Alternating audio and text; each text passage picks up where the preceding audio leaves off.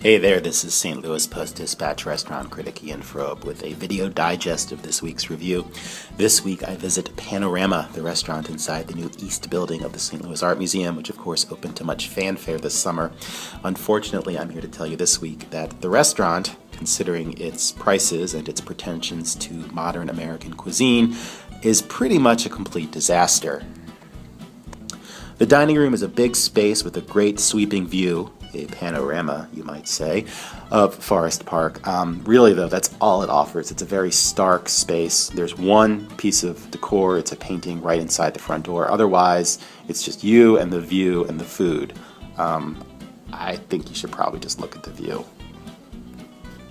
Okay, so if you go to Panorama, here's a dish you can order with some confidence. It's the crab cakes. The crab cakes themselves are fine, not much filler. You know, decent crab cakes. Can't ask for much more. Unfortunately, even here you see what's really the heart of the problem at Panorama. The plate looks great. The crab cakes sit on this apple pecan slaw. There's some smears of this squash sauce on either side. But the sauce and the slaw don't add anything to the dish. This dish works because they don't detract from the dish either.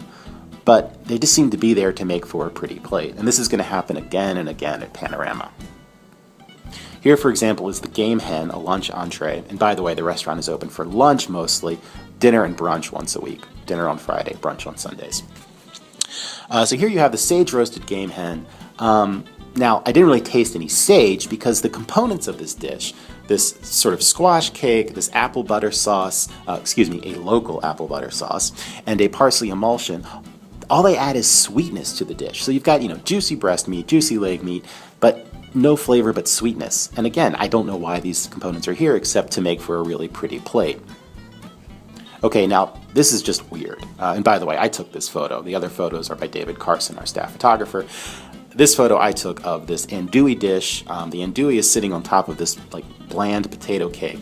There's some pickled red onions, which are fine. But then there's this weird Dijon crayfish vinaigrette. That's that squiggle you see at the bottom of the plate. And it's just, the crayfish are cold and rubbery and add nothing to the andouille. I mean, there's the obvious Cajun link, but it's just, the dish just does not work. And again, it just is like this presentation on a plate that actually makes no sense. Here's another picture I took. It's meatloaf garnished with microgreens. I include it here just because it's almost like the perfect summation of how this restaurant ends up being like a parody of itself. You can't just make meatloaf an expensive lunch entree by drizzling some microgreens on top of it. And the meatloaf is bland. Okay, now we have to talk about this dish. It's called an ode to autumn.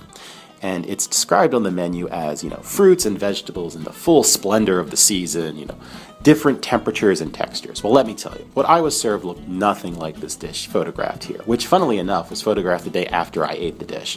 What I was served was a selection of, I think, 9 different vegetables and fruits. Butternut squash, pear, apple, Brussels sprouts, beets, potato.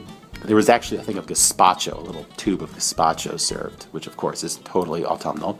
And it was just, everything was cold. Everything was cold. Things were raw or badly cooked. It was almost like a joke again. And it was just a terrible dish. Just almost inexplicably terrible.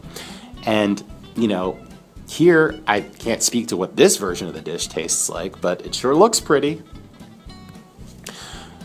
So that's my review of Panorama. You can read the complete review on stltoday.com or pick up a copy of Go this week. This is a view looking into the restaurant kind of from the outside, which really is the best way to experience it.